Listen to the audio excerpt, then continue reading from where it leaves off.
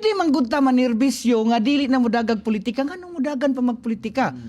Mangutan ako ba? Kini. Kanus amang gyud ni siya ni ingon si Lord sa inyo ani nga mudagan mo. Ang Ginoo gisulti naman niya sa Bible unsay iyang kabubuton. Kung maghisgot ang kaluwasan, imong gikinahanglan sa Ginoong Hesus Kristo. Pero sa politikanhong bahin sa atong dakbayan sa Iligan City, kining niyang apliduha mo'y gikinahanglan. Naani pasabot O-R.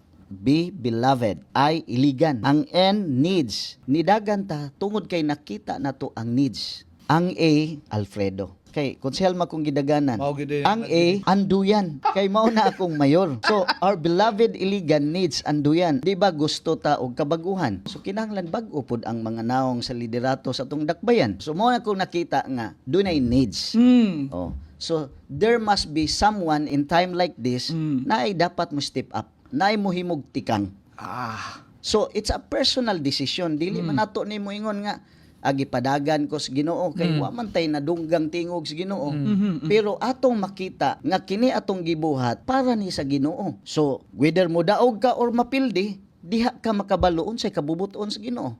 Dili man nimo mahibaw-an ang kabubuton sa Ginoo kung dili ka musulay.